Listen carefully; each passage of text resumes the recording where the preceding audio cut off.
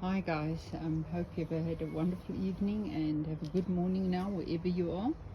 I'm in the southern hemisphere, I'm in Pretoria, and I just want to update you on my garden. I have moringa trees that are coming up here. I actually planted them and I know they're very close together. It doesn't matter because I'll be harvesting them continuously, as I will be this catnip. You can see already cut over there and harvested. I dry it and then sell it at the farmers market, and it grows very quickly. I see there's a bit of leaf miner damage. I've already dealt with this with neem oil, so there's not more of it reoccurring.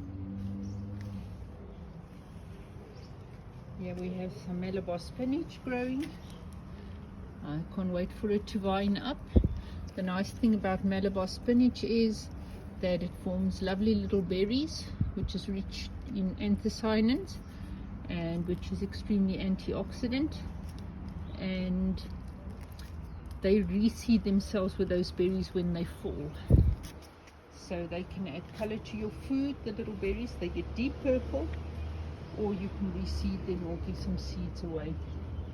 So we have some Christmas cactuses, some succulents we're propagating.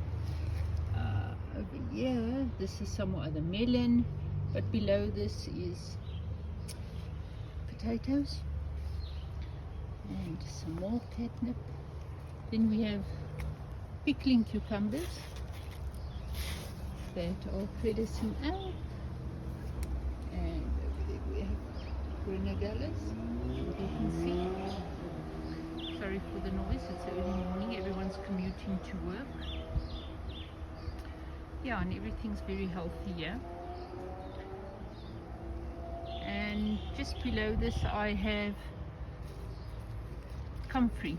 So comfrey, I don't know if you are aware, it's a dynamic accumulator. The roots go down deep, it goes in, sources nutrition, and then you can make a comfrey tea of it and feed it to your plants. So this damage was before I applied the neem oil.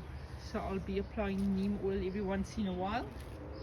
What neem oil does is that the chemical, the active chemical from the neem tree, if it's pure cold pressed neem oil,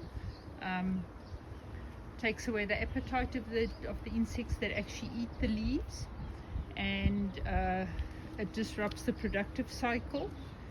And this is why it is safe for our butterflies, bees, and beneficial insects.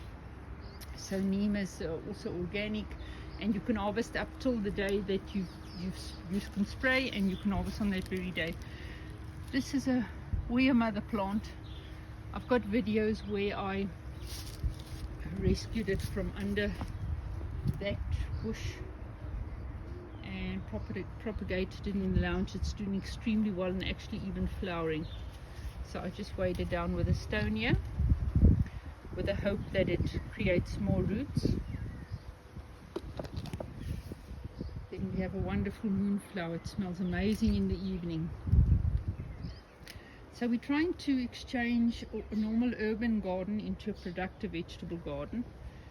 So we've got some thyme there, we've got dill and basil with damage before the neem oil. Since then it hasn't grown worse.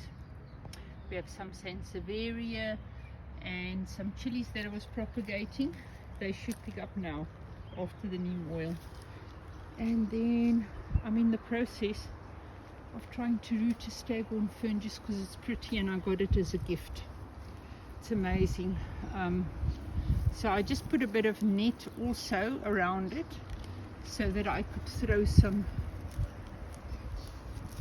material there to sort of feed the plant. I think it's going to be very happy there. We have some more purple Malabar spinach down there. Then we have collard greens that were attacked before the neem oil.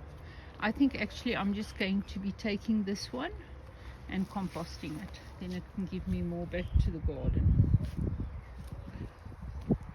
here we have a pepper dew starting to produce fruit. I've quite a lot of pepper dews in the garden because I can them and sell them at market. So the beans here didn't do too well. They got quite a lot of damage, but that's fine.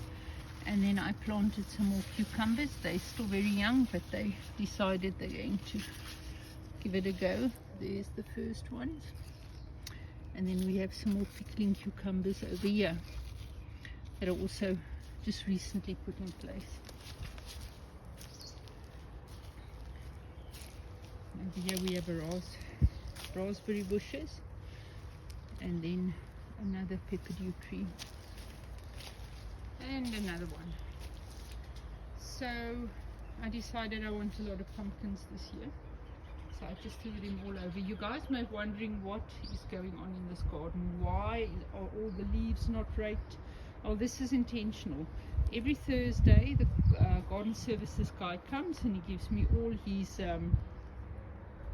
his waste, clippings, cuttings, whatever, and I lay it down, and it's going to form a massive compost mulch bed over the course of years.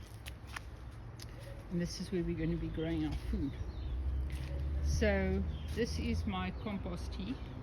There was a lot of powdery mildew, so I've dealt with it and sprayed and removed most of the effective leaves. And now we're busy getting pumpkins. We've got basil, we've got tomato growing,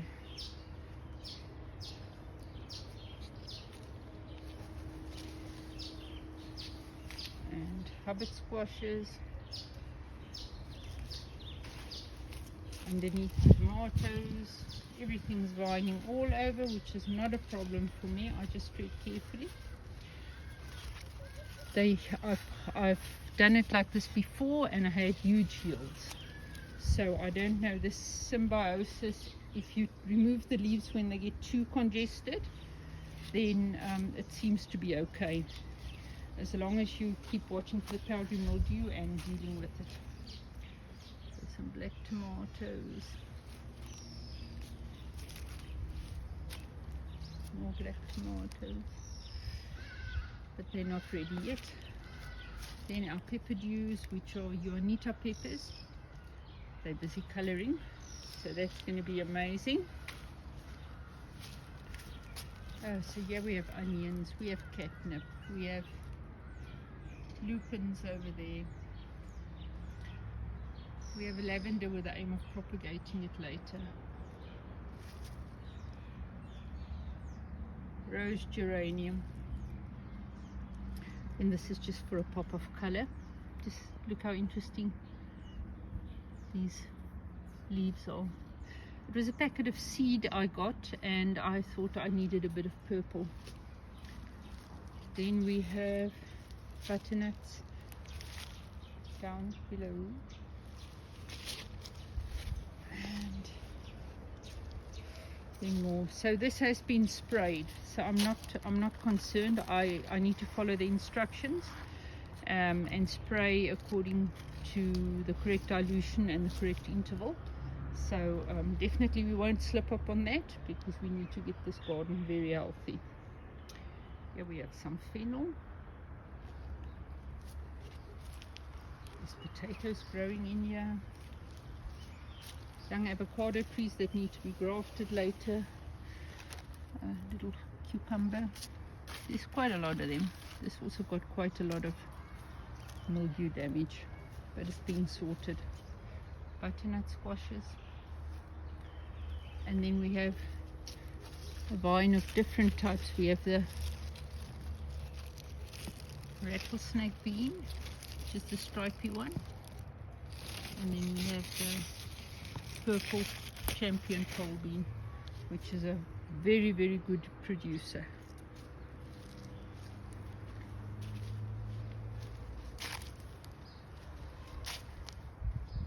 Over here in a container I just popped a watermelon, and there we have one, and hopefully nothing will happen to it, because we lost about 2 or 3 others due to the pests before I sprayed. Then we have melons. I'm not quite sure when to pick them. It's the first time I've grown this variety. Also had some powdery mildew, but also been sprayed. Then we have yard-long beans. I'm generally good at picking them, but I let these go too long, and then you see they become a bit fat and papery. So there's about 4 pods that I'm going to be letting mature for seeds, and then just making sure I don't let any more than those 4 go, because I like them when they're quite long and a bit more plump and tender, not when the seeds start getting hard. Yeah, so this is, as you can see, it's my little makeshift trellis that's pretty wonky. It is strings and sticks, but it works. Here and there, they're tomatoes that we harvest. Just got to keep an eye out for everything.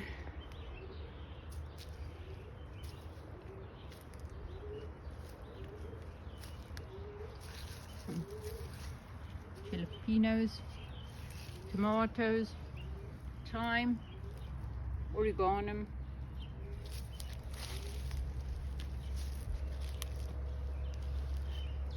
Then we have rhubarb that's revived itself. I didn't think I'd see it again. My moringa trees I've cut back, and now my newest aim would be this little back stick. Once it's a little bit, I think it's almost time, because it's like just past semi-hardwood. I think I'm going to try and propagate it from that stage. I've only done hardwood cuttings or seed, so they don't get very big because I don't want them to shade out the other vegetables. And then I cut them back and I propagate new trees from them, as you can see. More catnip. This I come back, I just grab it like that and I cut it and take the bunches in to dry. I also sell that at the market. Strawberries are doing great. Also been sprayed with neem oil only for the pest damage. A mango tree. Then we've got little bits of tomato cuttings that have been put in, put in. And now these runners, what I'm going to do, oh, and I see there's some mites there, so I have to come check. These runners I'm going to be putting in pots in place, let them root in the pots, and then harvest them that way without disturbing the main clump. Then we've got calendulas, bachelor buttons, zinnias coming up there soon. See, there's another squash. So these rattlesnake beans have gone a little long as well.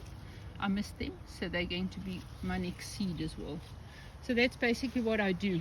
The more you pick your stuff and the less you let it go to seed, the more harvest you'll get, the more yield. Because once you start letting your beans and peas and things go to seed, they think they've done their jobs. They think they're ready for procreation. The next generation of food can be grown from them, and then it slows down. So once those that I'm propagating for seed are done, I'm going to be removing them so that I get normal yield for the rest. So over here we have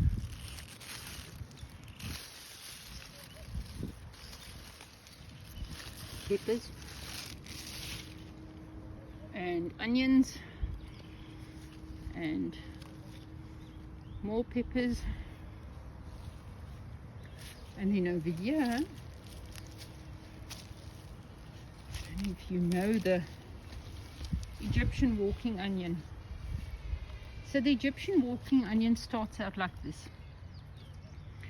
The onion forms a top set with a few bulbs.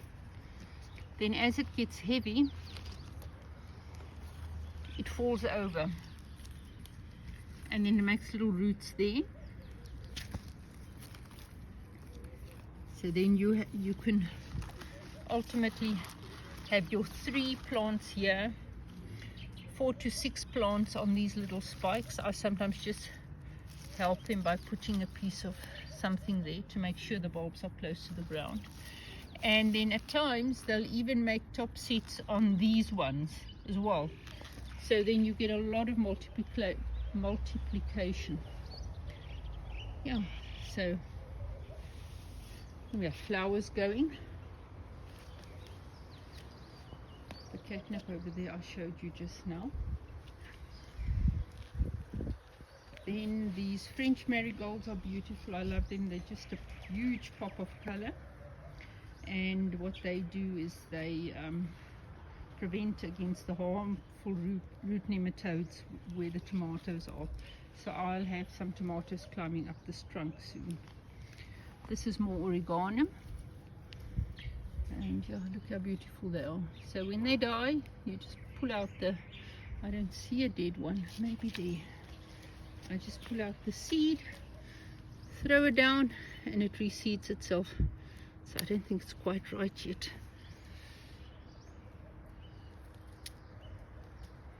So those are the seeds that are inside, and then you just throw it down and it will reseed itself all the time.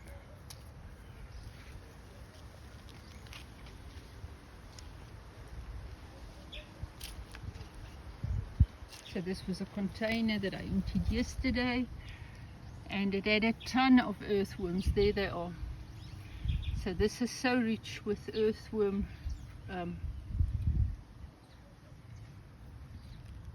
compost. So I'm just leaving it, giving them a chance to get into the garden itself. We do everything naturally, and it's amazing to find stuff like that. Of course, we find the occasional slug, but with the neem oil, they're going to be a thing of the past very soon. So on the other side, we have the guavadilla tree, or vine. It's doing extremely well. Just look at the size of it. It's huge, and it's got all these flowers it's sitting off. You see all these flowers? They're quite beautiful when they open. And they will form huge, huge yellow fruit. They're about twice the size of your regular grenadella. Taste the same. Some of the pips might be more yellow than orange, but just as sweet. And they don't tend to crinkle as much as the purple grenadella does. So over here we have an amazing plant, longevity spinach. I'm doing my best to propagate as much as I possibly can, also to sell at market, but for my own use I found that my feet were extremely sore and came to know that I have rheumatoid arthritis in my, well, I have arthritis in my feet, and I started eating that after someone gave me a cutting, and it was a remarkable difference. So I'm going to spread the happiness, propagate it, and get it out there to help more people. So here's my asparagus bush. This is it's in its first year.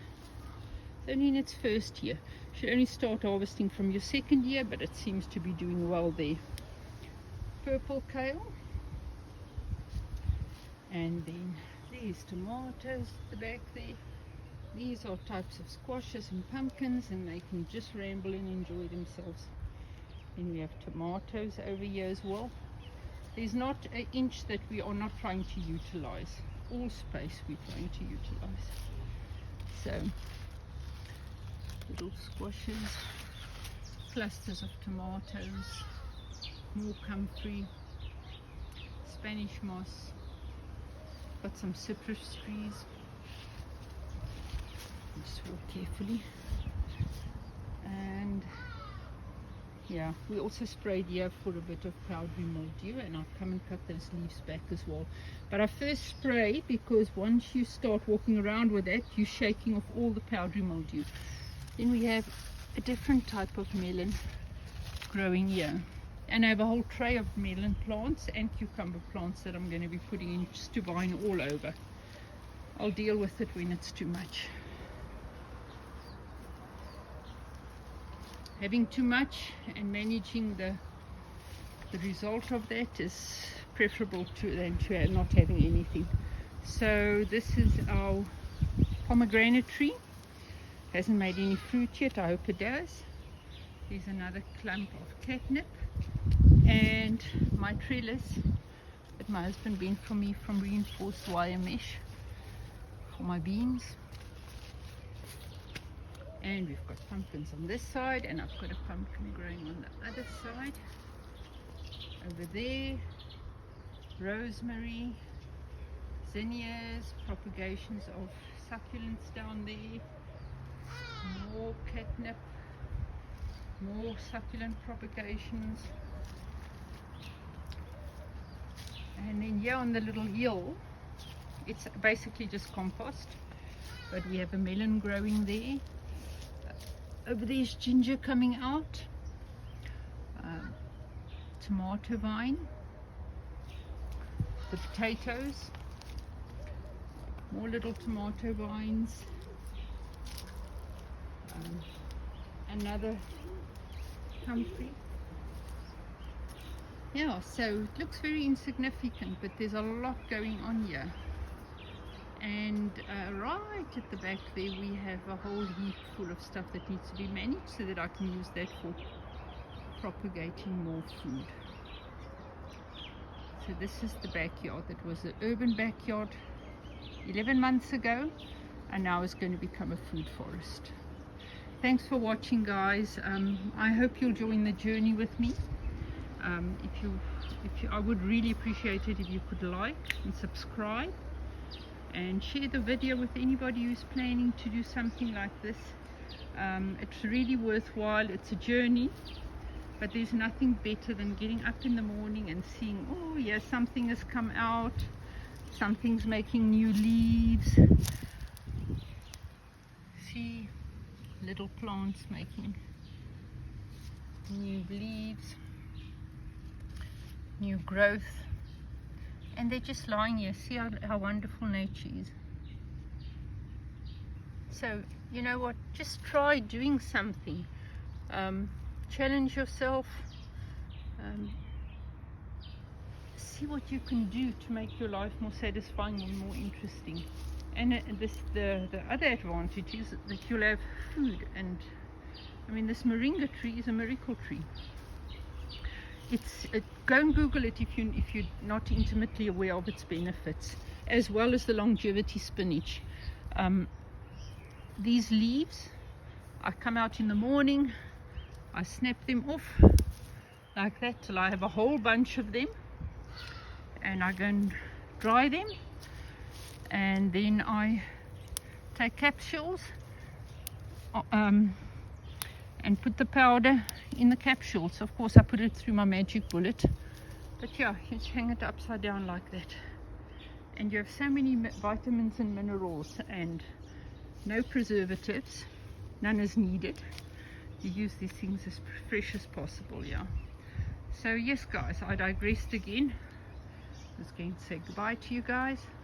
Please like and subscribe. It would mean the world to me. And have an awesome day. I'll make another video today probably about the front garden.